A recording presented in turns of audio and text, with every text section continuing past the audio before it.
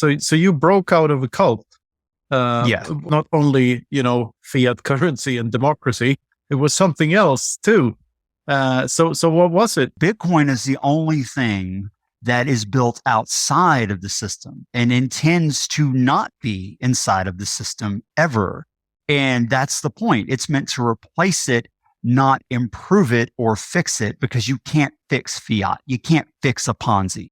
So the free market, if it was not handicapped in the way it is by fiat money, it could function much better and feed absolutely everyone on the planet easily. You get rid of fiat, you put sound money back in place, artisanship becomes viable again. And we see the world return to these marvels of architectural design that they were in the past, that we look at and admire, and we wonder, why is everything so cheaply built today? Fiat's why. Luke. I'm going to be very surprised if this isn't the Satanic Bible.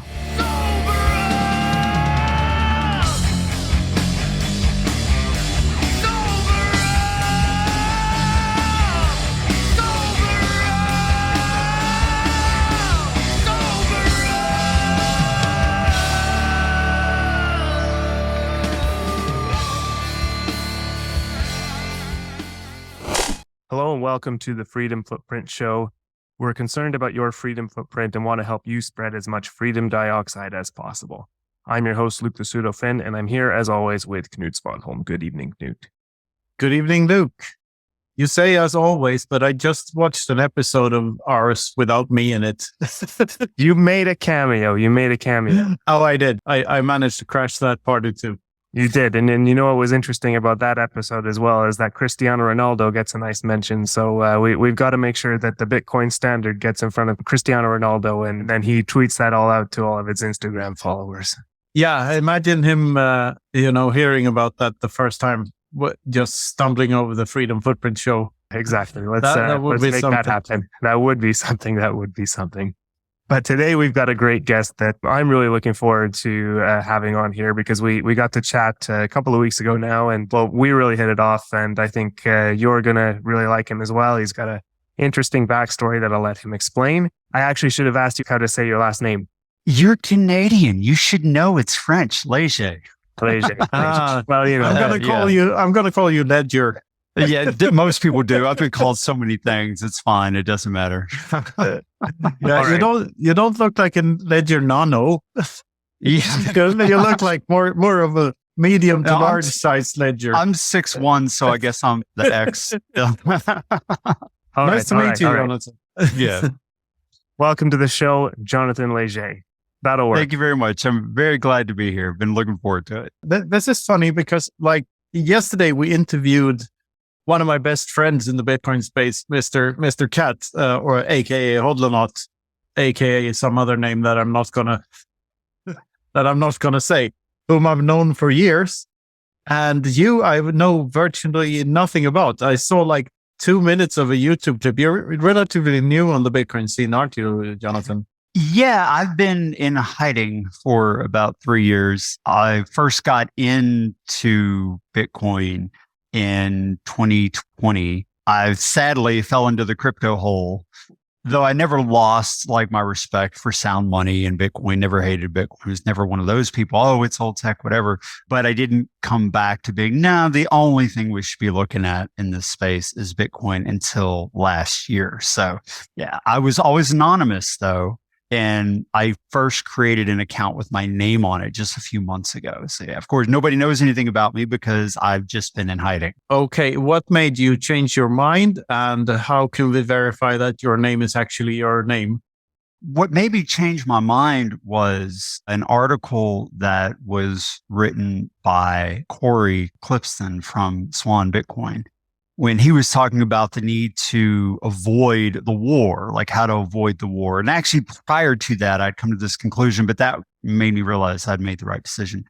That if we're going to stop everything that we are seeing happening over the past 3 years, then we have to speak out. We have to be talking about this. I have to be okay with being public about it and not just sitting in the background and reading what other people have to say and agreeing with it. I have to bring what I have to offer to the table.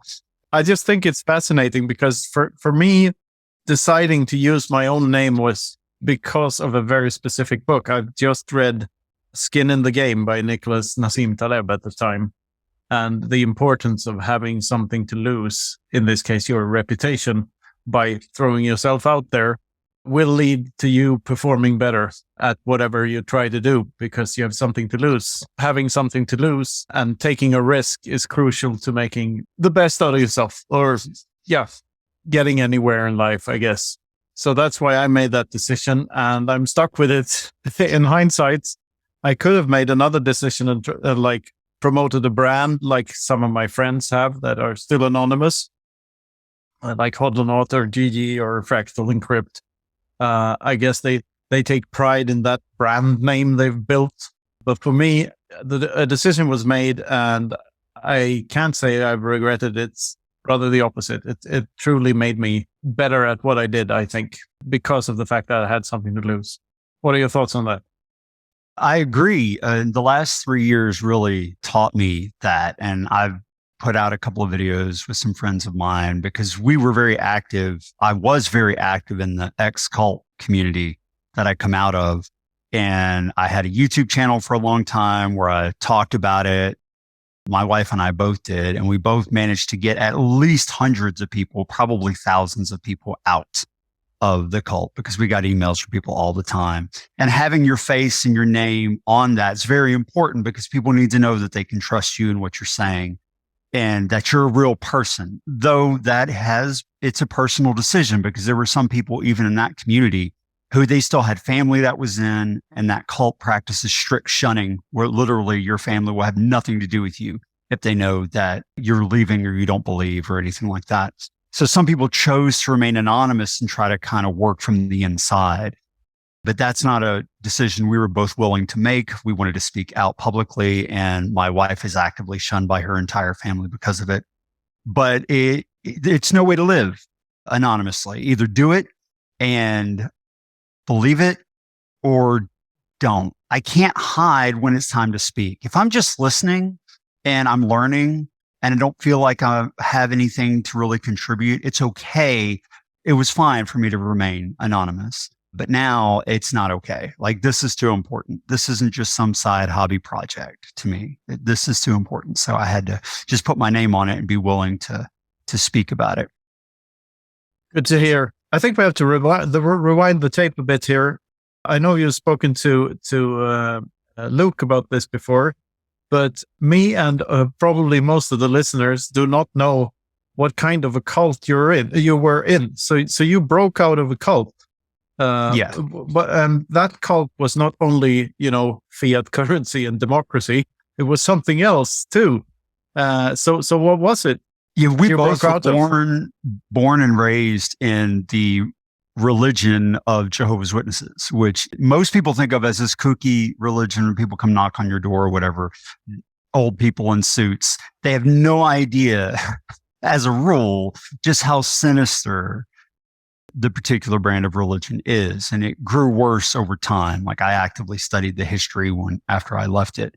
They practice shaming and shunning. They have a massive child sex abuse problem. They were brought up in the Australian Royal Commission in 2015, over 1,800 known victims that were never reported to the police. In Australia, constitutes only 1%, about 1% of Jehovah's Witnesses. So if you extrapolate that out, because they have their own internal judicial system, they don't believe in the external systems of government. And so they hide everything inside, and they were called out for that in the Australian Royal Commission. And all these victims came forward and talked about how nothing was ever done, never went to the police. So if you extrapolate that number from 1,800 and it's only 1%, I mean, it's potentially hundreds of thousands of victims. Shit. Yeah, there have been documentaries about this that cover how bad it is. So there are witnesses in Jehovah's Witnesses, but they refuse to witness. Yeah, they won't. They won't witness. They do that because they call it, they don't want to bring reproach on God's name. Basically, we don't want anyone to think worse of us than they already do because of, the oddities of the religion. But they also forbid different kind of medical practices, like they forbid blood transfusions. And if you get one, you'll be shunned. So even if you save your life through a medical procedure, or you think it will, like let's say they're right. Let's say they're correct. And maybe you shouldn't do that. You should be given the information and given the option to make a decision. But the coercion is the problem here. People are coerced. And same thing with abused women, spouses. Coercion. Women are not viewed as first-class citizens in the religion, which is not that uncommon in highly conservative religions like that. Yeah, there's a lot of properties of the, quote, religion of Jehovah's Witnesses that make it a cult. The biggest one probably being the shaming and the shunning. There's a saying in the ex-cult community that the difference between a religion and a cult is what happens when you try to leave. And that definitely qualifies. And other institutions that study cults have labeled the organization of Jehovah's Witnesses as cults as well. Yes, which is why statism is a cult more than a religion, because I tried to leave it and I've seen what happens. That is precisely the conclusion I came to over the last 3 years. And I've written about it on my Substack. Like, if you don't get in line, if you don't toe the line, what happens? And that tells you whether or not the group you're in is a cult or it's just a tribe. There's a difference between a cult and a tribe. The line is fine, though. Like, for sure. I think many religions, they do think less of you when you leave because they believe you will probably burn in hell, which is kind of arrogant in my opinion. Yeah. Even though they don't maybe physically abuse you or use various psychological techniques to shun you and shame you into whatnot, they still like hint that you're probably going to burn in hell, which is it's a fine line.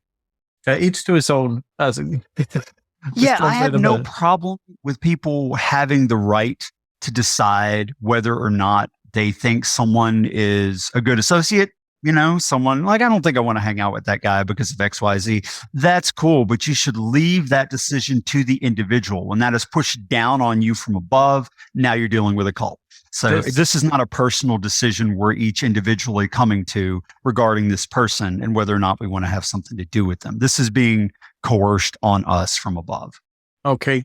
This is too tempting. You said that certain medical procedures are forbidden, including blood transfusions. Mm-hmm. And, me having probably having a different view than most libertarians on this issue, I'd like to know your stance on abortions and if your stance changed after you left the cult or not. Well, my stance definitely changed because the cult is very anti-abortion. And that's understandable. I'm somewhere in the middle of that because I understand that if you believe that life begins at conception, which is a belief, but if you believe that to be true, then someone who has an abortion is murdering a baby. And how else can you respond to something like that other than with a vicious, protection of children? So I get it. Like, if you believe that life begins at conception, you have no choice but to respond as fiercely as possible to try to prevent that thing. But on the flip side, there is no scientific medical evidence of when consciousness or life actually begins. It would be impossible to ask a fetus, hey, are you conscious right now? Can we determine whether or not you're actually, a thinking creature? You can't ask that question. So there's no way to prove one way or the other. So I also get the other side of people saying we should arrive at a reasonable expectation of when life probably begins and not allow abortion beyond that point, except under extreme circumstances. So I'm somewhere in the middle of that. This is so funny. The point you make is clear to me, because if we don't know what's life and not, like, jerking off might be mass murder or genocide, we can't tell. Yeah, and women commit one murder a month. I mean, where do you draw the line, right? Yeah, but that's really the question. Where's the line? Yes. Yeah, I grew up in a society which was very pro-abortion, of course, since it was the religion of statism was the predominant one in Sweden during my childhood and, when I grew up. So I was never like against abortions. And I've never really come to understand that side of the problem until later on. And when I got to hang out with more Americans and more religious people in general and got their point of view. But then I read a book called The Ethics of Liberty by Murray Rothbard, which lays out why abortion or not abortion, anything that has to do with the fetus and decisions about the fetus should be up to the woman and no one else. And he lays out a very good case for that, because there's no better person to decide over what to do with the fetus than the woman herself. I mean, who could claim to have the right to decide for her what to do or not to do with something that's growing inside of her? That when the baby actually is outside of the mother, the case is different, because then it's actually a being that a parent has to take care of. But when the fetus is in the mother, Rothbard uses a very harsh language, which is very hard for people not into libertarianism at all to cling on to, because he calls the fetus a parasite on the mother. But he means that in the strictest technical term possible. It is a parasite on the mother because it needs nutrition that the mother needs to eat. I mean, the mother needs to feed herself in order to feed the baby. And who's to tell the mother what to eat and what not to eat? So yeah, I've changed my stance to like, yes, I think it should be up to the mother up until the very point of birth, but I don't think it should be promoted by any coercive entity at all. I mean, that woman will have to make the decision, and she will have to pay for the medical procedure, and the doctor that performs the abortion will have to perform it on his property after having gotten paid by the woman and taken the risk of being, shunned by his religious community or whatever. So as usual in Fiat Clown world, all the incentives are skewed. So we think that it's an either or, and we think that this is a decision that should be taken lightheartedly when it's really kind of a tough, it's a very tough choice for any person to decide that, to take that step. And it should be, because we're talking about a potential life. You can't know for sure. And we don't know for sure. If at some point there's some scientific, actual, provable way to verify when life begins, okay, now we have a different discussion. This is a different discussion. But right now, we don't know that. There's no way to know that. And so anytime there's no way any external group or entity can know something for a fact, you should always leave it to the individual to decide what they want to do. That's my opinion. I don't call myself a libertarian, but in that way, I absolutely agree. There's no choice. You have no choice, but let the individual decide what they want to do. Otherwise, it's coercive. And I'm absolutely against coercion because I grew up in a cult and I know what that's like. Excellent. Then we're on the same page there, and you're well on your way to becoming a fully fledged ANCAP libertarian, toxic maximalist, Bitcoiner, voluntarist, consensualist, psychopath. And it glads me to hear that. Oh, well, let's get into the rest of the stuff. So you dipped your toe into shitcoinery for a while, but Corey Clipston got you out of it. He's been very good at describing how vile shitcoins can be and shitcoin companies can be, and how ruthless they are in their lies, and why the scams are much worse than you think they are, because they're literally conjuring up stuff out of thin air, built on top of the other stuff out of conjured up of thin air, and they're deliberately confusing people. You have this glorious one-time discovery, best thing ever type of godlike being called the time chain and Bitcoin that just exists regardless of anyone's opinions about it. And you have a bunch of pyramid schemes and scams. And that's the distinction. And we need to make that absolutely clear to people. I agree with that. And let me explain the thinking behind this. And two things. One, Corey didn't actually wake me up to the Bitcoin thing. He helped me realize that I need to be public about it. The reason why I got into the quote crypto community is because I'm a software developer. I've been a software developer for decades.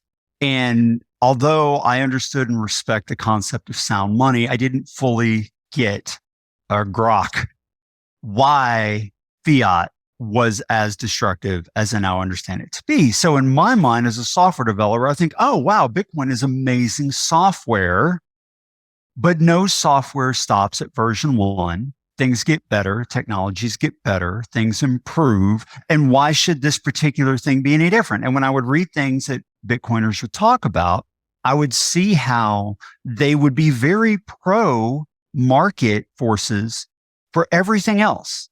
Very pro, like everyone should be doing their best and the market should decide what gets used and all that. But when it came to quote crypto, everything else is shitcoins, Bitcoin only. And that to me didn't jibe well at first. I get it now, especially coming out of the cult, because the cult I was raised in said, we're the only true believers. We're the only chosen group of God.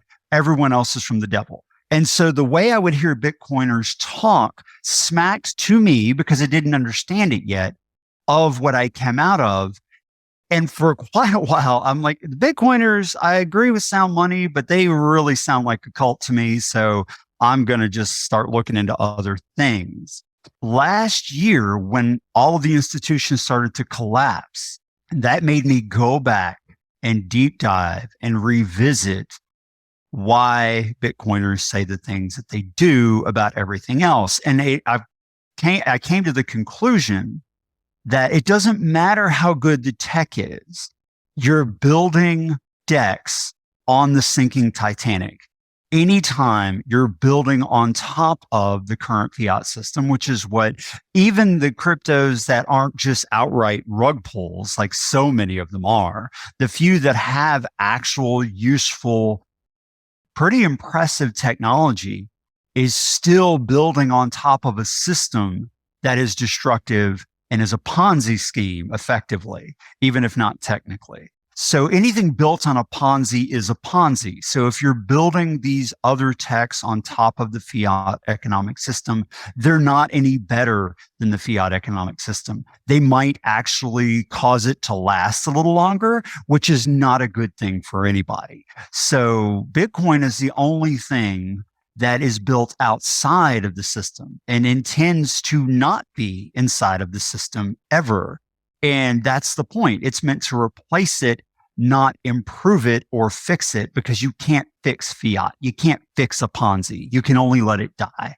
And that's what brought me around to it when all the institutions and the Three Arrows Capitals and those guys, the Voyagers, all started collapsing. And of course, FTX being the biggest one. That's what made me realize, no, the Bitcoiners are right. They may be harsh in the way they speak, but they're not wrong in what they're saying. And I also get that we're dealing with a David and Goliath situation here. You're this little group with this relatively tiny market cap in comparison to the how many quadrillions of dollars or whatever the world economy is. You have this tiny little market cap Bitcoin. And it's trying to replace all of that. And if in order to win that fight, David couldn't have walked up to the giant and been like, let's talk about this. Let's have a civil. No, he had to break out the rock and just chucked it, to knock that guy down and kill him, because there was nothing else to do. Like when you're in a war, and this is a kind of virtual, a war for people's minds and the way they think about money, you can't always be nice. So although it's not in my nature to be harsh or caustic like that, I absolutely get it. And I absolutely get how people who are being attacked from the outside in the fiat world, which is absolutely attacking the Bitcoin world, grouping it in with crypto, you can't always be civil, or it's difficult. It's not in our nature to always sound civil. When you're talking to people who are trying to destroy what you believe in, your gut response is to hit back. So I understand it. It's not who I am. but I understand why it is that way. And so it doesn't bother me now at all. And then you get the Corys who get on the news and take advantage of everything that happened to really show the difference between Bitcoin and shitcoins and to highlight it with very strong language, stopping at the point of swearing on public TV. He's very strong and adamant about it. And I respect that now in a way that I did not in the past because I didn't fully understand what I was dealing with. Interesting. Yeah, let me share a couple of perspectives on this that may clarify my position. And I'd like to hear your thoughts on what I'm about to say next. In my first book, The Sovereignty Through Mathematics, I wrote a chapter about financial atheism because I viewed Bitcoin. Later on, I got to know that most Bitcoiners, or a lot of Bitcoiners, viewed it as a cult themselves, or as a religion, or as something, spiritual. But I didn't, especially not at the time. I viewed it as like the equivalent of atheism in the financial world, because what set it aside from everything else that preceded it was that every step of it could be verified scientifically. You could look at evidence, and you could look at a hash of a block, count the zeros, and very easily verify that this is the valid block. To me, in that sense, it did not require belief in the way that traditional currencies require belief. Every dollar bill has the words "In God We Trust" printed on them. And you need to trust the Fed to not inflate the supply too much, but you have no clue. Like, ask anyone anywhere if they know how many dollars that are in existence today, and nobody knows. Like, they know it's a huge number, but most people don't know the difference between a million and a billion, which is approximately a billion. And the difference between a trillion and a billion is approximately a trillion. And people don't know these things intuitively. So they don't know how big this everything bubble is. So that's one thing. And the other thing about free market competition, I don't believe Bitcoiners don't believe in free market competition in money. On the contrary, we do believe in it. It's just that we see the benefits of having a clear winner. We know that money is a winner takes all game. If a type of money is so good that it's undeniably better than everything else, then that money will win. And we just believe that Bitcoin is that type of money. And we're just trying to explain to everyone else why that is the case. In today's world, the dollar is that money that is the winner. And it has won. Other countries have other types of currencies, but they only have those currencies because their governments force them to use those currencies. It's not because of a free market competition. It's because of a unfree market competition. And the dollar has won. We price oil in dollars, and therefore we have the petrodollar, and the US government can effectively print oil by enslaving their children. When they exchange government bonds for new cash, that's what they're doing. So my question to you would be, do you still consider yourself a Christian, or what have your views on that particular religion itself changed after you left Jehovah's Witnesses? Do you still believe in God, or do you have doubts now, or where are you in that? First of all, I do not identify as a Christian. Like, I have mad love for Jesus and the principles that he taught, and love your neighbor, take care of the sick, speak truth to power. Like, those are all good things. And I admire anyone who is willing to do those things. So I have no issues with that. But I also agree with Gandhi, who said that I like your Christ, but I don't like your Christians because they're so unlike your Christ. And that, of course, is a blanket statement. I know many people who are Christians who are wonderful people, but the point being highlighted is that people who call themselves Christians very rarely behave in the way that if you just sit down and read the gospel, you'll realize this is how you should be to people who don't think like you, who don't act like you, who don't believe what you do. And you just don't see that much in the actual Christian community, certainly not in the conservative Christian communities. One of my biggest problems, back to the abortion issue with conservative Christians, is that conservatives only seem to care about the baby until it's born. And then forget about that. Like, we don't want to have anything to do with helping someone who's forced to have a child. We're not going to do that. If you're going to have a belief system, you should be true to it. Otherwise you're just hanging someone on the wall and using that person as an icon and pointing to it in an attempt to convince other people they should do what you're saying, not what that person said. And that's true of any system, whether it's religious or political. Like, people who point to certain political leaders that they claim are their inspiration, but then actually don't behave like that person did at all. They're just using that person as a signpost, and they're not a real influence. And I think for a lot of Christians, you see that Jesus isn't really their savior. He's not really their influence. They're doing what their church tells them to do. And so I don't respect that. If you or whoever's watching is a person who actually tries to behave and act and be the kind of man or person that Jesus was, hey, nothing but respect for that, but not for people who just pretend and at the behest of whatever religion they're in.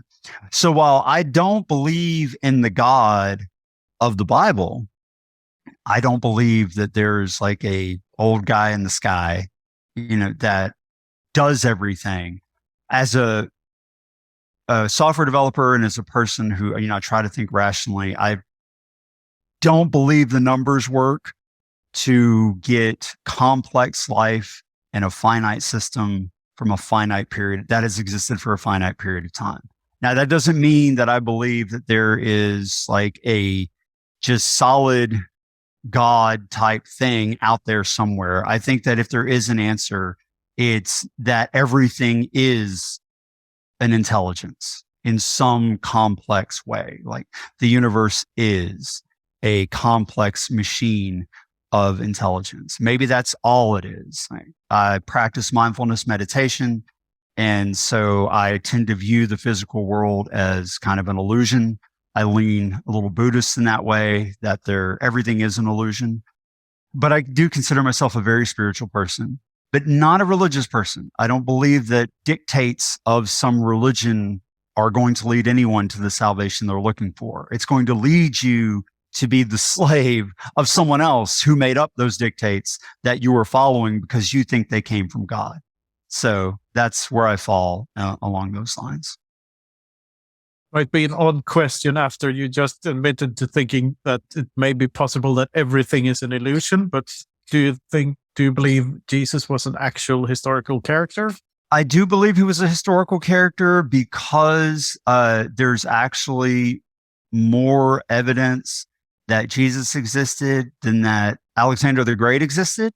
Yep. And no one ever questions Alexander the Great. But I will also admit there's no way to know for sure based on documentation and evidence. And obviously, I don't think everything attributed to Jesus as his words in the Bible are probably things he really said, because at best, they're written decades after he died, and it's going off of someone's memory the best they could recall. So it's very difficult to know for sure, but that's not important to me, because in my perspective, what matters is the principles that embody the person that people think of as Jesus Christ. And if someone believes he's real and those principles are worthy of imitation, I have great respect for that. If someone doesn't think he was a real person, if they view the Gospels as a story, as a fictional account, and yet they think those principles are worthy of imitation, I am in favor of that. I mean, how many movies and novels have we read where we know it's fiction, but we watch that and we're inspired by what happens in it, and we want to be a person like the person in that story? That's not a bad thing. So whether you believe he was real or whether you don't, I think that it's an admirable personality and set of principles to be inspired by and to follow in. And although I do not consider myself a Christian, I do subscribe to many of those principles even still. Yeah, I think at least 5 of the 10 commandments are commendable. You can discard the first 2, and some of the others are kind of, obvious and redundant. Of course, you shouldn't kill other people and still take their stuff. That's a good way to live. And if you listen to Jesus, he only ever quoted a couple of those. When he asked, what's the greatest commandment? The response was, love God, love your neighbor, love yourself. The end. Yeah. Like, that's it. And I agree with that. Like, the God part aside. It depends on what neighbors you have. But if you look at, in Jesus' case, he treated, if you believe the stories, he treated people that the country as a rule detested with care and kindness and compassion. So I'd like to do a little test that test. It's the wrong word. I just like to try this out with spiritual people I meet, not only former Christians or Christians or whatever, just to see if this maps onto. I'm going to read you a couple of sentences, and you're going to answer if you agree or if you disagree. And after I've done that, I'll tell you what I just read you, if that's okay with you. Yeah, sure. Fine. Okay. One should strive to act with compassion and empathy toward all creatures in accordance with reason. I agree with that. In accordance with reason, not everyone or everything deserves compassion. Okay. The struggle for justice is an ongoing and necessary pursuit that should prevail over other laws and institutions. I do agree that, justice should be put above the law. Yeah. All right. It's so fun because this maps on to most Bitcoiners so well. Yeah. Now, I'm assuming you're quoting nefarious. Yeah. You can guess afterwards, Luke, but you can't guess now. I can't guess now. Okay. No. You'll guess afterwards. You will have to do them all first. Okay. One's body is inviolable, subject to one's own will alone. Yeah, I agree with that too. The freedoms of others should be respected, including the freedom to offend. To willfully and unjustly encroach upon the freedoms of another is to forego one's own. Yeah, I agree with that for the most part. I mean, there are fine lines, but yeah, I do agree that generally speaking, we should not be telling people they can't speak in a certain way, even if we loathe what it is that they're saying. Excellent. Next one. Beliefs should conform to one's best scientific understanding of the world. One should take care never to distort scientific facts to fit one's beliefs. See, now that one's tricky for me because it depends on what you call scientific fact. Look over the last 3 years and all the nonsense that was labeled as fact compared to misinformation. That's belief. Scientific facts are a different thing. Empirical research that's pointing one direction are not facts. That's not a scientific fact. I would even claim that a scientific fact is only something that you can reason yourself to a priori. So, for instance, 1 + 1 = 2.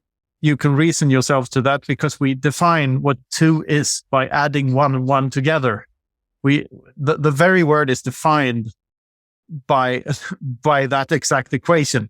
Or I can tell you that you control your own body, and you cannot argue against that because in arguing against it, you have to control your own body. You have to control your tongue and your lips so I would count that as scientific fact. So if we put it in that framework to make it a bit easier, it's not the science, it's actual science. The square of the hypotenuse is equal to the square of the two sides of a triangle. Stuff like that. Okay, reread the quotes. I want to make sure I answer this one correctly. Beliefs should conform to one's best scientific understanding of the world. One should take care never to distort scientific facts to fit one's beliefs, which is exactly what I think the believers in the science are doing. Oh, for sure. Yeah. And I do agree that people should not do that, but I would also say that what someone views as scientific fact or as fact it's a subjective opinion from their own perspective, because different people will see the same data and draw different conclusions, and that you should not try to impose from the outside, well, this is the scientific fact, so you have to do it the way this group has come to a consensus to say this is correct. Yeah. I think people should have the right to allow their belief system to govern what they do. If I'm a fool and I don't believe 1 + 1 is equal to 2, I should be able to act on that in a way that I see fit. There might be consequences to that, and I have to be willing to deal with them. But generally speaking, yeah, I agree with that. I just think that statement can be misused to get other people. But listen to it again and listen to the intricacies of the sentence. You sound very much like a Hoppian type libertarian, by the way, in defending these positions. Let me read it to you again. Beliefs should conform to one's, your own, best scientific understanding of the world. One should take care never to distort scientific facts to fit one's beliefs. So it's more of an advice towards you as you go through life to never try to shoehorn something into your worldview, but to learn from the world around you and adapt to it rather than the other way around.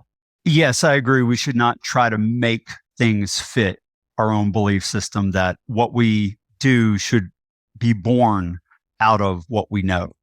Okay. That's just, that's such a tricky line to me because of my history. So I guess we can say that the first 4 totally agree. This 5th one, close to totally agree, but not really totally agree. Maybe it could be rephrased and framed differently. It would be easier to agree with. Yeah, something that works. Yeah. Okay. Sure. Yeah. Number 6. People are fallible. If one makes a mistake, one should do one's best to rectify it and resolve any harm that might have been caused. Yes, I agree with that. Number 7. Every tenet is a guiding principle designed to inspire nobility in action and thought. The spirit of compassion, wisdom, and justice should always prevail over the written or spoken word. I don't agree with the first part because I do not believe every tenet has been created for that purpose. In fact, I think most of them were not. I mean, this is in reflection. This is referring to these tenets, these 7 tenets. Okay, gotcha. So I guess the second part is the important part. The spirit of compassion, wisdom, and justice should always prevail over the written or spoken word. Yes, I absolutely do agree with that. All right. You'll get the first guess here. Can you guess what these 7 tenets were? I have no idea. Okay. Luke, take your best guess. I'm going to be very surprised if this isn't the Satanic Bible. It is. It's the 7 tenets of Satanism. But here's the thing. I don't have an issue with that because I actually have a friend. Subscribes to that. I don't think truth is born out of some other religious ideal. In fact, if you read the Bible, who killed almost everybody in the Bible? Was it God or was it the devil? Yeah. God did. And if the conservative estimate is that over 100 million people were slaughtered by God in the Bible, and the only people that the devil kills, if you believe that it was him, was 10 people in Job. So, okay, that's a bad thing, killing somebody's kids, but that's better than 100 million people, I suppose, on balance. So, yeah, I don't have an issue with the fact that it came from the Satanic tenets. Like that doesn't matter to me. No, if I would have suspected that you would be offended by this, of course I wouldn't have done it. But I think it's such it's a fun thing to read. I came up with this in Miami talking to Tomer Strawley, but because it sort of points at how any worldview can be mapped onto Bitcoin and to mind your own business and be a nice person type of. It's sort of in every philosophy. There are very few philosophies that tell you to be an asshole. It's basically just communism that does that. And truth is truth, regardless of who speaks it. Yeah. Or if anyone speaks at all. Yeah, for sure. The history of the Satanic Church and the Satanic Bible, though, is I don't know. I think it's really not trying to be I suppose it is trying to be sacrilegious, but not in a literal sense. It's using that imagery to make fun of Christians. That's the only. Yeah, it's for shock value. Yeah, of if course. You actually know where it's coming from. They did that. They used the name Satan for shock value and nothing. Of course. Yeah. And I appreciate that. I love the pastafaris and the flying spaghetti monster as well. Yeah, that's great. Although honestly, some of their branches are a little bit tied in with the wokies these days. To be honest, they've started to go a little bit on the. They're so anti-Christian right, conservative Christians that they're going the full other direction. And maybe not holding us all up. Yeah. Did you guys see the Book of Mormon? Yeah, I read it once years ago. No, but I mean the musical. Oh no, not the actual book. No. Because it's so good, because it points at, these people are confused, but doing their best to be good and doing something good for the world. So that's where the compassion part comes into me, because I grew up in this cult with a lot of good people, but their goodness was being suppressed by the religion they were in. Yeah. And I feel like the same thing is true in the economic environment of fiat. We want to be good people, at least within our tribe. That's our biology, our evolution is that we want to be cooperative and supportive of the tribe. But the fiat system has made it a requirement that we put ourselves perpetually in front of everyone else, because if you don't, you fall behind, and then you can't take care of yourself because what you're trying to build is wasting away year after year after year. So the fiat system suppresses people's desire to be good, compassionate, just individuals, and causes them to have to look out for themselves to a degree that they would not normally do. We would all do that, of course, to a large degree because we're selfish by nature, but we would be able to pause and say, I have plenty, and what I have that I've saved will be worth more next year and way more in 10 years and 50 years when I hand it down to my children or whatever. I'm going to take this year and I'm going to go volunteer at the food bank and just work there and help other people who have less, because I know I'm good. But if you know or have the sense that, even if you don't understand why your savings are wasting away, if you know that you're able to buy less and less every year, if you have that sense, you can't pause, because you see what you've built deteriorating every day. You don't try to keep heaping something on top of it. And I compare it in my Substack to when I was a kid. I used to go to the beach. I was never good at building sand castles. So I built sand hills. I would just take the bucket and just dump more sand on top of the other sand and see how tall I could make the hill. But what happens when you do that? Most of it runs down the side and just a little bit manages to stay on top. That's fiat. You keep trying to save, you keep trying to build, and it just keeps rolling down the sides of the hill. So you frantically keep dumping more and more and more. But the minute you stop, the hill begins to deteriorate. And so you have to keep it up. And that suppresses people's desire that they would otherwise have to take the time to help other people. They can't. If they do, it hurts themselves. And so they keep pushing. It's the whole thing as well. If people were getting taxed 40, 50, 60%, then charity would be a much more natural thing.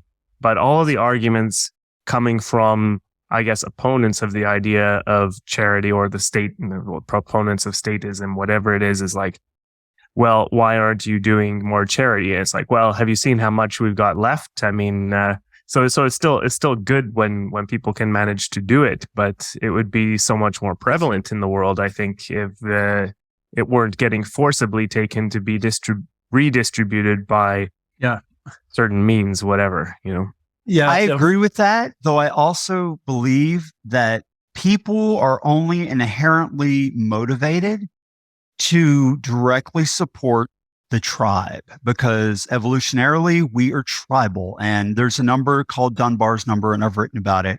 You can have roughly 150 contacts that you care about. Like, that's as far out as your psyche can stretch. Any more than that, and you don't see those individuals, generally speaking, as part of your tribe. So, and once you get to your family, your friends, your extended family, your, like neighbors you're close to, maybe coworkers, your church, if you go to one, or social group.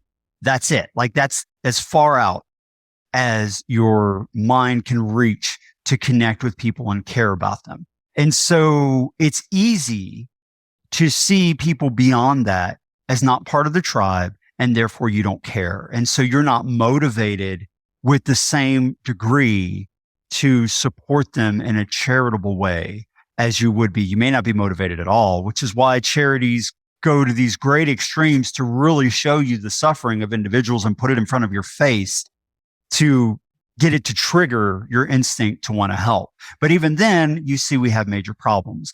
And prior to taxation being as awful as it is in the US, you still had a lot of people that were poor, right? People weren't wealthy there, and there weren't just massive amounts of charitable individuals taking care of everyone else. In some ways, people were worse off. So in my opinion, that's not because of the money system, it's because of our limitation psychologically to see people outside our tribe as people we need to take care of. I don't know what the solution to that is. I know that the taxation problem is absolutely making it worse. I don't know what the solution is to that. And maybe you have more experience with that, Knut? I'm going to have, a solution, and playing the devil's advocate here for a bit. Yeah, you're totally right about Dunbar's number, and most people are only altruistic to that specific group, but there's nothing wrong with that. And this is the problem that the free market fixes, because we can all specialize and do things for selfish reasons, and while doing so, helping everyone else. If we have a functioning free market with sound money, which we sort of had during the gold standard, but not really. Gold was not divisible enough and not portable enough, and was easily confiscated. Bitcoin ticks off all those boxes and solves for all those problems. So, and we have to remember that the free market was doing its thing way better in the beginning of the 20th century than during the latter part, mostly because of Richard Nixon and dropping the last remnants of the gold standard in 1971. But even before that, no currency was really pegged to gold. That was dropped in the beginning of the 20th century. And before that, the free market functioned much, much better, but at smaller scales because technology weren't as advanced. So if you compare a screwdriver from the year 1900 to a robotic screw driving arm in a factory in the year 2000, 100 years later, the latter can in screws per time unit, it's just orders of magnitude better. So the free market, if it was not, handicapped in the way it is by fiat money, it could function much better and feed absolutely everyone on the planet easily by just letting people do things voluntarily and interact with one another voluntarily, and every ship would rise with that tide. The view we have of history is distorted by the time period because we never experienced the alternative timelines. We only experienced the one we actually were in. And you could make the case that that's the only one that ever existed. But I think it's a fool's errand to look at that and say that this couldn't have been done in other ways if we had different tools. Because if we had something like Bitcoin in the year 1900, or if Bitcoin was invented before 1971, it was mathematically possible to run something like Bitcoin back then as well, then we might have been much, much better off at this point if we had the freedom to trade, because if goods and services don't cross borders, soldiers do. And that's the unfortunate reality we've been living in for the last 100 years. Protectionism and, tribalism has won, in a sense, over the free market. And I believe Bitcoin is the first thing we have that can truly change that on a deep level, because you can make violence so much less profitable that the only way to extract value from your fellow human being, or the best way, the most profitable way to do it, is not to coerce and to steal any longer. It is to cooperate. And it's more and more obvious that that is the case.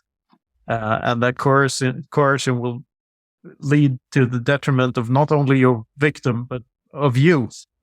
Because even if I point a gun at your head and say, give me all your Bitcoin, you give me a fraction of your Bitcoin, and I have no way of knowing how much you gave me. The better choice for me is always to take my chances of trying to provide you something with value. And you would probably give me more Satoshis that way than if I and come to your door with a $10 wrench, or what is it now, $20 wrench? It used to be a $5 wrench, but I guess it's a $20 wrench at this point. Anyway, that's my standpoint. And I agree with those things. I agree that sound money, Bitcoin, that is a vastly superior system to what we're working with now.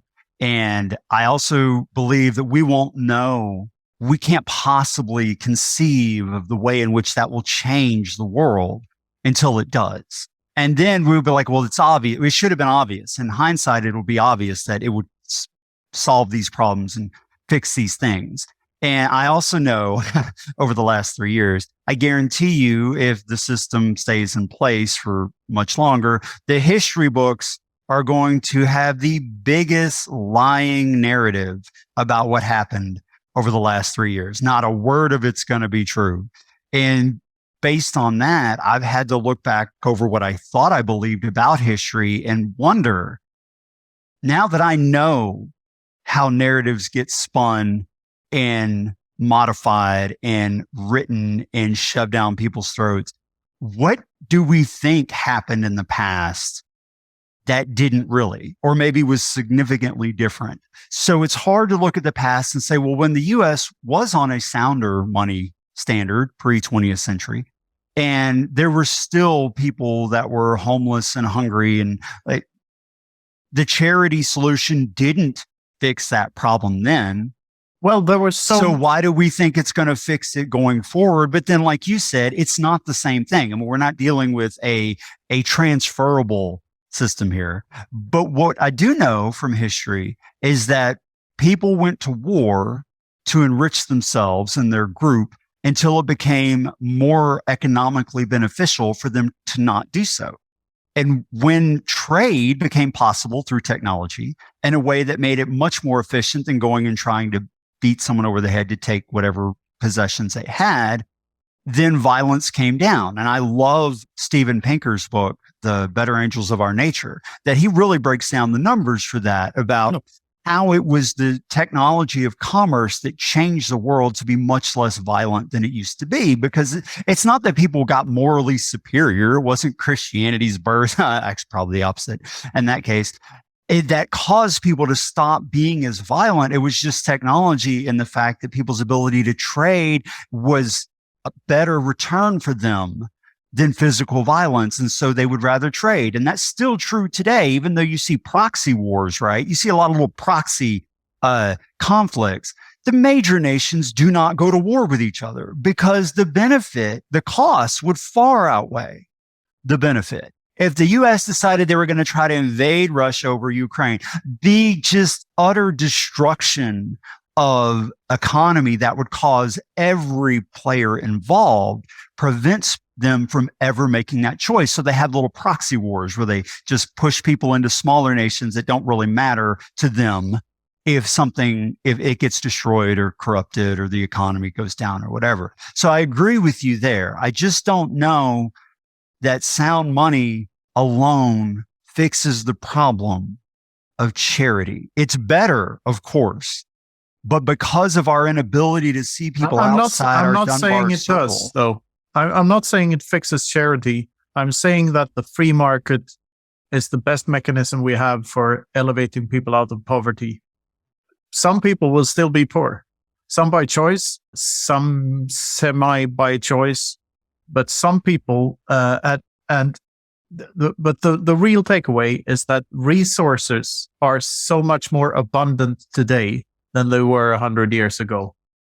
So there's a way bigger pie to share with everyone. So even a little charity on top of that, I think would suffice to feed the world. Pinker writes about this too, how we have almost eradicated starvation from the planet and absolute poverty. And almost everyone in a developing nation has a smartphone, which makes all of their lives orders of magnitude easier to live because they have, just because of the fucking flashlight in the phone. I mean, there's so much there. Yeah. So, and that is because of the free market and nothing else. And it's not because of a sound money global free market. It's a handicapped dog on three legs bullshit free market that is full of interventionist bullshit everywhere.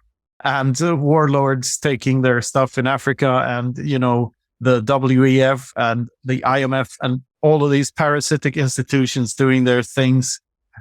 Public sectors in every country leeching off of everyone else.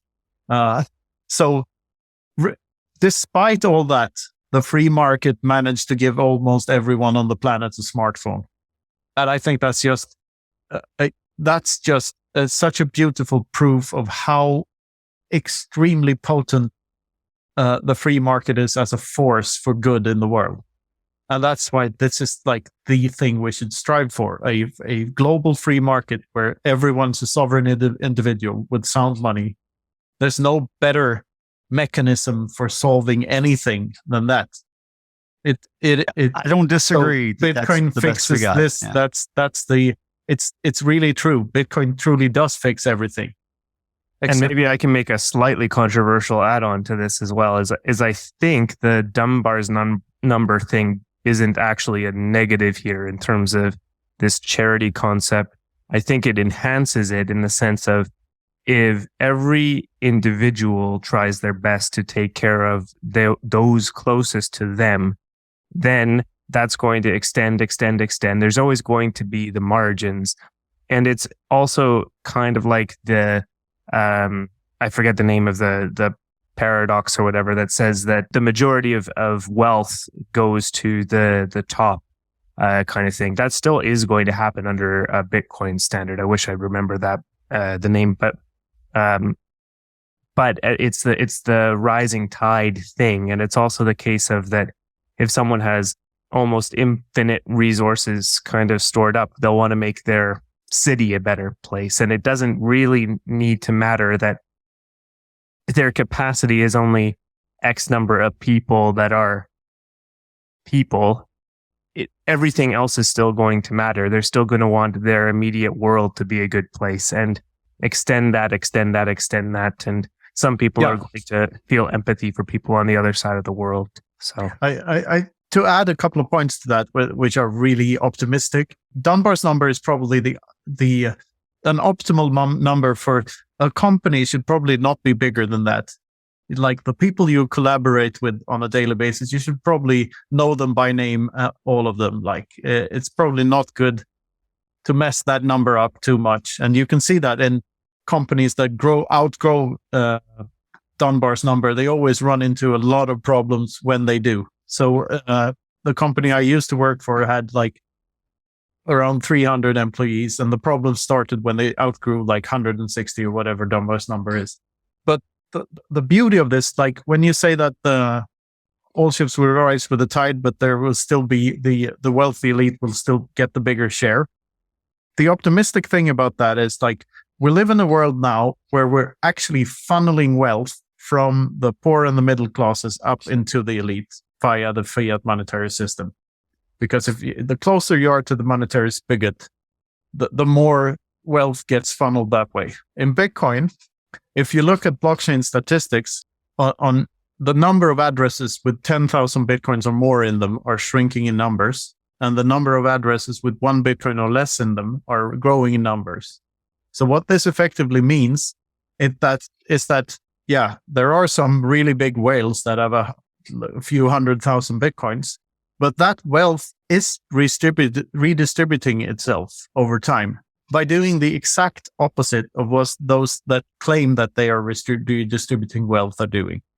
By introducing an absolutely free market with no barriers, the wealth gets dispersed across all the societal classes. And it's such a beautiful thing because like people are worried about Michael Saylor, hoarding Bitcoin. But in a world where no one accepts anything but Bitcoin for their goods and services, Michael Saylor will have to use his stack in order to buy anything. And this goes for everyone. So as we approach hyper-Bitcoinization, and as more and more people not only just start to accept Bitcoin, but as they realize how great this thing is and that they should accept nothing but Bitcoin, that's when we get into hyper-Bitcoinization territory. And that's where everything becomes truly fucking beautiful. Because that's when you get the redistribution of wealth happening automatically. Of course, some people will be more productive than others, but that's what the free market is supposed to do. It's supposed to reward those most productive. But if you read economics, you know that like it's marginal utility. Like you cannot do the same thing over and over again and be profitable in the long run because you will have more and more competitors. So it always works towards an equilibrium. And this goes for everyone in the economy. This mechanism for actually just leeching wealth off of others, that's what goes away. So the way to accumulate wealth on a Bitcoin standard is to provide value to others. So it's an ever sustaining, supercharged positive loop feedback system that at the same time removes resources from those most violent and those most thieving and pathetic liar, that type of class of society. It removes wealth from those in a sly roundabout way and gives it to all of us awesome people instead. So yeah, end of rant. Good rant. A point about what you're saying about how the removal of fiat and the return of sound money does cause a feedback loop that occurred to me while you were talking about it is I have a friend who works for a company that they get grants from a variety of places, the government, private institutions, to help people who have certain mental disabilities to establish themselves and to be able to live independently, that's a noble thing that they do. And what she says, and this was interesting to me, that you would think that if you tell someone all you have to do is fill out this paperwork and like we can pay your rent for 6 months, that you would think that people would be like, oh, absolutely, let's do that. And yet it's like pulling teeth to get some people to do anything. And some people are very active and they take advantage of it and they're happy. And this person who's a friend of mine took advantage of it herself and was able to get established. And that's why she wanted to work there. But there are people who don't want to do anything. And I think that part of that is the psychology that gets built in a fiat system. Because what do politicians promise in fiat systems? More money, more social programs, free.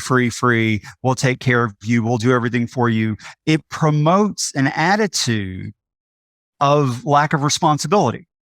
And that creates this problem where you have, what do you think people are going to be if you're promoting lack of responsibility? They're not going to be responsible. I like the way Jeff Booth puts it. He says, what kind of a world do you think is going to arise from a system built on theft? Like if you grew up in the mob, are you going to be raised in a system that teaches you to be an enlightened, kind, compassionate, nonviolent individual?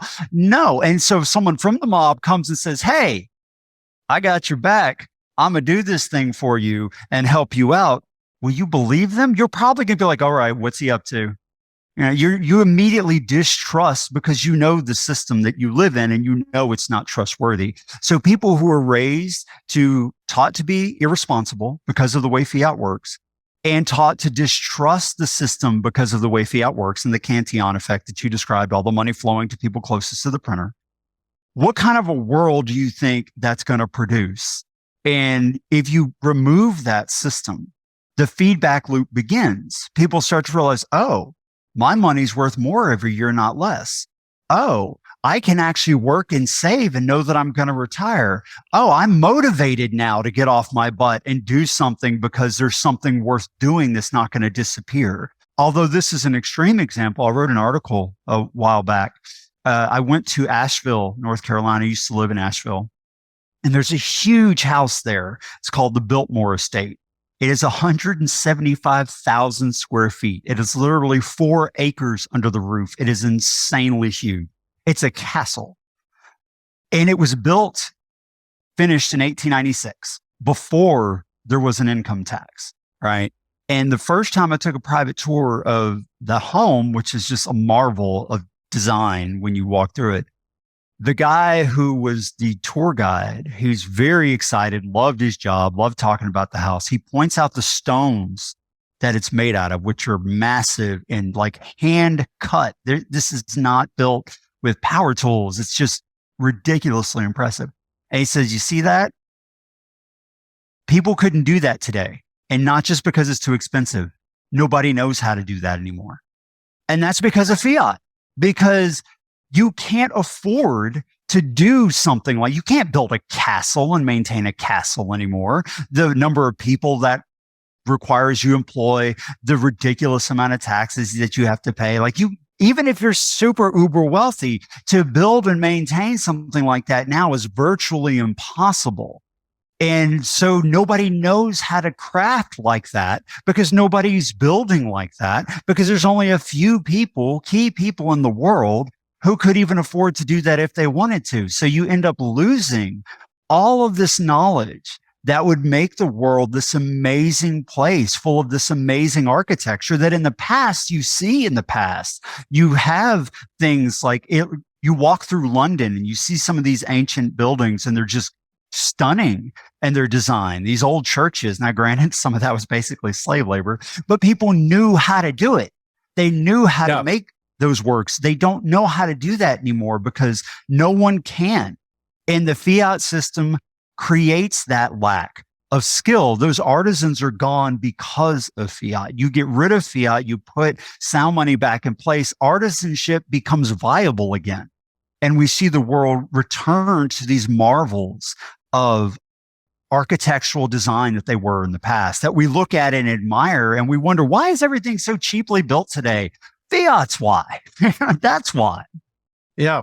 And another point about those old big buildings, that they were full of people working there. They're full of employees. Like there were housemaidens and gardeners and whoever used to work in the house. But people can't afford to have, staffed houses anymore in the way they used to. Instead, we have a handful of extremely rich people that can have all the stuff in the world, and the White House is basically the castle, and everyone in the public sector is their maid. Mm-hmm. So I remember my grandparents moved into in the middle of the last century. My grandfather on my mother's side used to be the CEO of a cement factory in a small town in Sweden, and they got to move into a very big house there, like a big mansion, and then they had the opportunity to buy one after he quit, and that mansion came with one of the workers, one of the staff from the century before that. So this guy had been in there since the 19th century. And he was 90 years old. I can barely remember, but I sat on his lap when I was like 3 or 4 years old, and he died shortly after. But they in buying the house, they had to take this guy who lived there and had lived there for like 90 years since he was born, basically in the middle 1850 or something. So, or maybe no, it must have been late 1800s. So, I think it was very different. You bought a big mansion for different reasons, and you could accommodate this tribe, this Dunbar's numbered tribe of people that lived there. And of course, there was a hierarchy, but it's only after the introduction of fiat that type of hierarchy is like a taboo subject. Like it's okay to clean in someone's office, but if you're cleaning at someone's house, it's treated differently, and you're looked down upon. if you're a housemaid, which is strange. I mean, this is from a Scandinavian perspective, of course, where there was a lot of envy was a big driving force in Sweden at the time. I don't know, maybe it's different in the US. But yeah, now we have these big skyscrapers with the huge office buildings with no one in them. Some billionaire owning the entire fucking thing, and there's nothing going on inside. And it's just depressing. It's also a function of the time preference that results from fiat, because you end up with a high time preference. So to build something like the castle that is Biltmore requires years and years, and you have to be willing to wait too. But if you live in a fiat world where you're taught that everything, you don't know what tomorrow is going to bring, but you know it's going to be worse than today, how much time are you going to put into building something like that? An example, I talked to a guy years ago who owned a greenhouse, and he was an older fella, near retirement age. And he had grown up in the business. It was a family business. He said, when I was younger, people used to come to the greenhouse and they would buy oak trees and they would buy these trees and plants that took a long time to mature because they wanted to plant it for their children and their grandchildren. He said, today, I can't sell any of those. Like, they want to buy river birches, stuff that grows to maturity full size in like a year or two, because they want the instant, immediate enjoyment of whatever it is that they buy. They're not thinking long-term for their kids and their grandkids. And Biltmore is another example of that, because the entire grounds, it's got this beautiful forested like garden park that you drive through going into the estate. All of it was designed in advance to mature 50 years later, when the owner, George Washington Vanderbilt, knew he would long be dead. He didn't have it designed for his own benefit. He was designing it for future generations. Now, I'm not saying the guy was a saint. I don't know much about him as a human being, but just that way of thinking is so different. A fiat system teaches people to think now, now, now. Look at soundbite culture. Look at, I do it too in my YouTube videos, because I'm trying to attract general public audience. Those quick jump cuts keep things pace, moving, not these long form discussions like we have, because people get easily bored. And I personally believe all of that is rising. It's bubbling up from a fiat psyche that has been built over decades and decades. It didn't happen instantly in 1971, but you can see the difference from people from that generation to my generation. I was born in 77, to my kids and on. You can see the difference in their attitudes and their time preferences. It surprises me still to see that difference.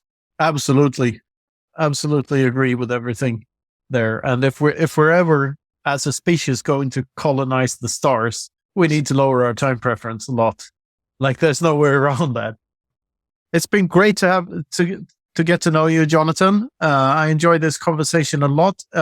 Luke, do you have any final thoughts or questions? We don't have to wrap it up just like that, but maybe can you tell us just a little bit more about this fiat cult thing that you've been tossing around? And I hear maybe there's a couple of projects in the mix about that.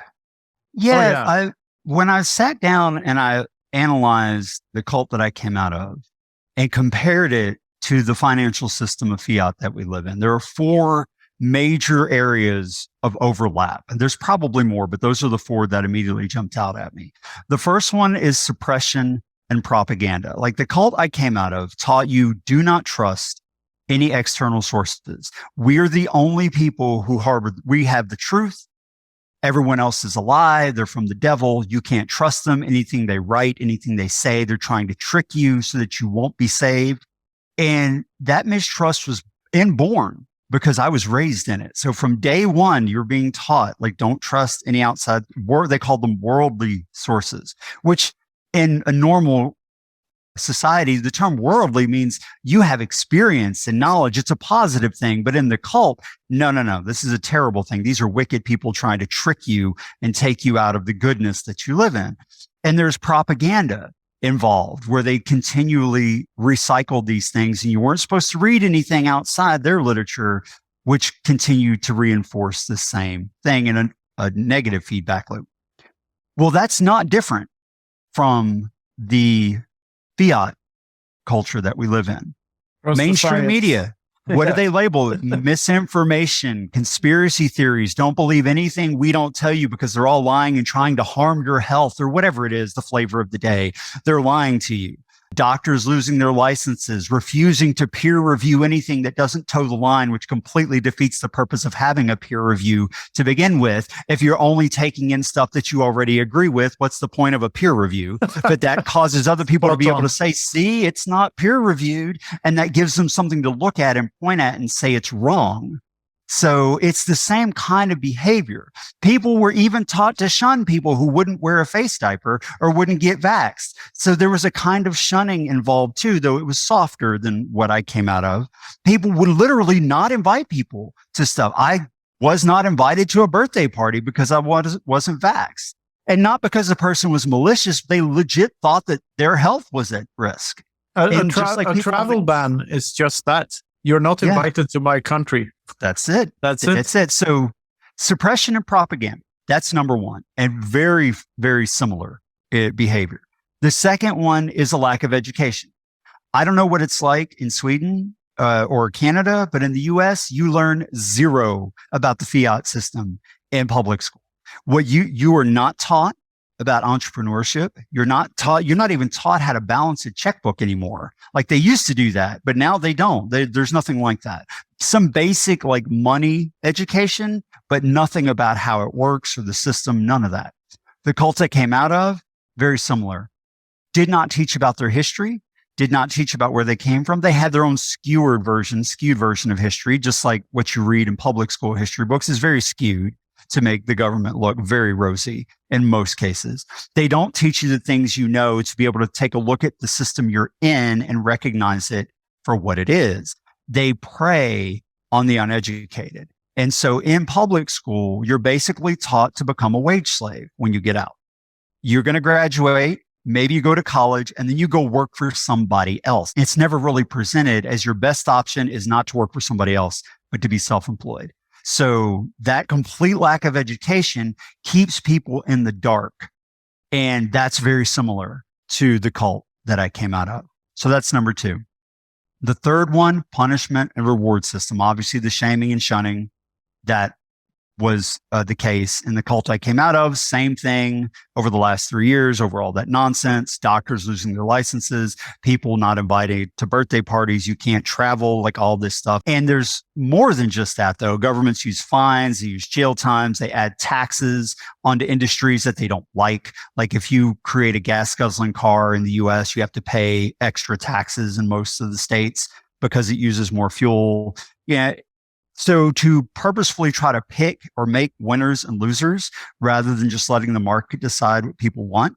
So those kinds of things, the punishment is the same, but there's also rewards. In the cult, if you towed the line, did what you were supposed to do, you got special privileges, you got praise and admiration from people, from the leaders. Sometimes there was material, physical support. If you had been doing this for a long time, they would support you. Government does the same things. You get tax breaks, there's loopholes, there's welfare programs, both for citizens and industries. Like it's not dissimilar. If I may, this is so funny because like a government subsidy or the government rewarding someone is usually not taxing them or giving them back some of the things that they already taxed away. So it's just the punishment of everyone else, basically. Yeah, it's not a reward. It's just punishing everyone else. That's a fair way to look at it. Two sides of the same coin, punishment and reward. Yeah, go on with the fourth point. So the last point is the hamster wheel. Like in the cult that I was in, you could never do enough. It was an endless cycle of drudgery and misery. Every time you reached a goal, they put a new one in front of you. You were never doing enough. They used to quote Jesus way out of context, and they say, you were a good for nothing slave. What you did is what you should have done. Right? That's how they viewed it. And that was supposed to be virtuous, to view all of your work. It's like, you could never be good enough. You can never do enough. Keep doing more for God, which of course meant for the church. for free because they didn't pay anyone. Like the clergy wasn't paid. No one was paid. Those people will knock on the doors, not paid. There's no pay involved for any of that. So it was an endless hamster wheel. You were at the church 3 times a week. You were supposed to put in so many hours a month in the preaching work. Even when you were on vacation, you were supposed to still try to preach to people. Like there was never a time when you could just rest and relax and chill. Well, that is the fiat system, right? When everything in the bank is constantly wasting away through endless inflation, ridiculous taxation, what choice do you have but to keep running on that wheel until you die? Like most people are not going to ever be able to afford to retire. That used to be a standard thing in the US. Like you would get a job, say at a car manufacturer, and it was understood. You graduate high school, you go get your job, which that alone is bad. But let's just say you got out of school, you went to work at the factory, you knew you were going to retire there. You had a pension waiting for you. You were going to be fine until you die. Well, that stopped in the late 70s, early 80s. Gee, I wonder why. What time that is that connected. And so it's an endless hamster wheel because if you reach the point where if you work hard enough, you can get off that wheel and retire, who's going to be the wage slaves of the big corporations? Who's going to go and do all the grunt work they need you to do? Like they're going to lose a significant number of people, and then they're going to have to compete for them through benefits and pay, which they do not want to do. So the fiat system supports those industries by keeping people on that endless wage slave hamster wheel in much the same way as the cult did. Plus, being exhausted and tired and overworked like that, when you're that mentally drained, if you get home from your labor job and you're working 2 of them but to make ends meet, how much mental capacity do you have to study economics? Especially given the fact that public school did not teach you how to understand any of that to begin with. So you're starting from zero to get and understand what's being done to you and do something about it. You're too busy trying to be able to make enough money to eat and pay the mortgage. So that constant hamster wheel also keeps people from questioning, just like it did in the cult. It's not different in that regard. And that leads to all kinds of health problems. I mean, I'm sure you've heard that America has a ridiculous obesity problem. Why is that? Well, it's because the junk food. Why do people eat junk food? Well, because they need it fast. Well, why do they need food fast? Because they have to work 40, 60, however many hours a week just to make ends meet. And they don't have time to make home cooked meals from fresh ingredients that are more expensive also. And to spend hours doing that like they used to. Now, I'm not saying whether it's good or bad to always have, someone at home with the kids or whatever. People make that decision for themselves. But the fact is, in the past, there was someone at home whose primary responsibility was to do those things. And so the food that the family was eating was healthier. And the ingredients that they bought were healthier because they were cheaper, because there was no fiat in the past. Now, I'm very socially liberal, so I have no issues with the way people want to live their lives. And in that way, I'm libertarian. Leave people alone. Let them do what they want. I don't care. But I can look at the structure of the family in the past and the benefit it gave to the family and the stronger sovereignty, to use the word you used, Knut, it gave to the individuals in the family than what we have now. It was definitely superior. So yeah, those are the 4 major ways that I see the cult of fiat is very similar in behavior and coercion to the cult that I came out of. And thus we have people who are overweight, out of shape, popping pills, also from Big Pharma. So you go back to the doctor who's paid by Big Pharma and who has to listen to Big Pharma or lose his license to give you more pills to keep you on that hamster wheel. So you're never really healthy. My opinion is, just like with food, if I can't understand the label, I'm not putting that in my body. I think people would do well to think of crypto that way. If someone can't give you a clear, understandable, simple explanation of what this token is for and why it's beneficial, it's bad for your financial health. Bitcoin is simple. It is obvious. It is clear. And that's why people should look at Bitcoin over everything else. Beautifully put. Absolutely. To add one little thing to the theory about why America is obese, I have a personal theory that the infrastructure, like building all the cities around cars instead of, like in the cities in Europe, you have to walk everywhere, or at least you did back when. Now everything is in malls outside the town, so we're getting the same problems here too. But I think that contributes a lot to why the obesity epidemic started, at least. Of course, it's the junk foods as well, but also that we're driving around in cars instead of walking. Homo sapiens used to wander the earth. That's what we did. We wandered from continent to continent. We're supposed to walk. And who built the roads? Well, it certainly wasn't the libertarians. It was the state, right? That's what they take most pride in. So, yeah. Luke, any more questions for Jonathan? No, the only follow up to that may be the if I were being cheeky about it, I would say, when's the book coming out? But I'll rephrase that to say, can you tell us about the things you're working on in the Bitcoin space these days? And the book is of course. Where can we find you and so on? Yeah. Well, I have a Substack, and I'll send the links to you guys. And it's called Regarding Bitcoin. So it's just my name.substack.com, Jonathan Leger. And I have a YouTube channel, which is also called Regarding Bitcoin, which now that YouTube lets you just put an @ username, it's much easier. So it's youtube.com/@regarding Bitcoin. And where I put those articles into video form, for people who prefer to consume through video than through reading. So that's what I'm working on there. And I'm happy to be working with you guys with Consensus. And I know we have some projects coming up that I'm going to be pitching in on. I'm happy about that. So I'm just looking for stuff to do. I recently created a video for the Orange Pill app guy, Matteo.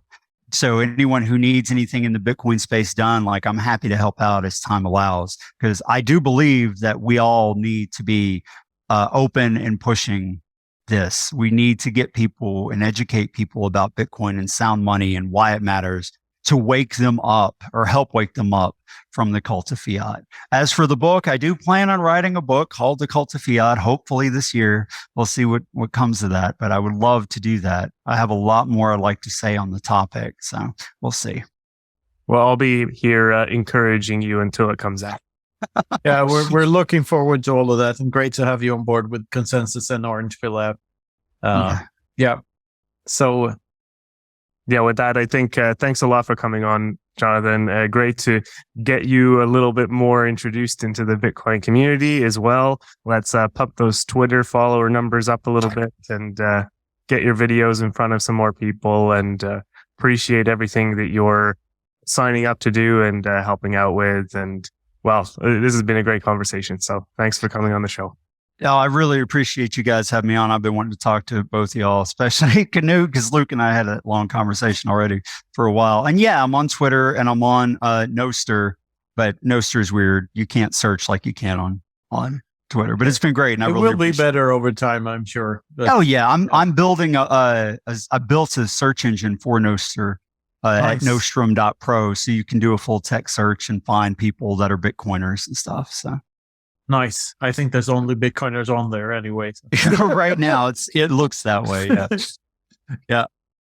Anyway, great chats. Love to have you here on here again in like a year or so, maybe, and absolutely do a follow up. We have many guests.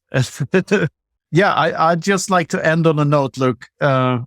Someone asked the AI GPT-3 about the concept of infinity divided by 21 million. You want to know what it replied? Let's go. If the concept of infinity divided by 21 million is applied to the 21 million Bitcoin, it would mean that the maximum potential of the Bitcoins is infinite, as they consist of all 21 million possible Bitcoin units. This would suggest that the potential of Bitcoin is larger than any individual unit of Bitcoin, as its potential is potentially unlimited. Thanks, AI. Yeah. It knows the Yeah. It uses the word potential a bit too much. I don't think it has Grammarly. No, well, someone needs to plug Chat GPT into Grammarly for sure.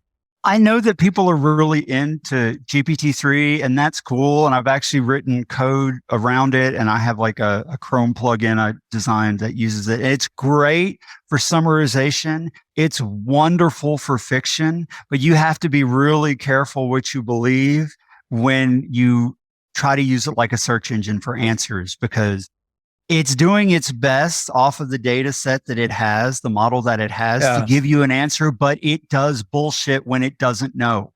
And so it would just throw stuff at you that it thinks statistically, well, maybe this will work. Let me just tell you that. People need to be careful about taking its answers as any form of gospel. Of course. It doesn't know the difference between bullshit and non-bullshit. It does not. It does not. Yeah. I saw a really funny thread where someone was trying to convince the chat to admit that the falcon isn't the fastest undersea mammal. And it was just convinced about it, and people have a way of talking to this thing to kind of make it understand the logic and then actually get to the right answer. And it got all the way to the end and then re-asked the question, and it said the fastest thing was still some falcon or something. No, the falcon is the successor to Captain America. Everyone knows that. I think on that note. Yeah, we should close this out now. We've been trying for a while. All right. Thanks a lot, Jonathan. Sure. Nice knowing you, and we'll keep in touch. All right. Take care. Thanks for listening to the Freedom Footprint Show. That's it for us. Take care.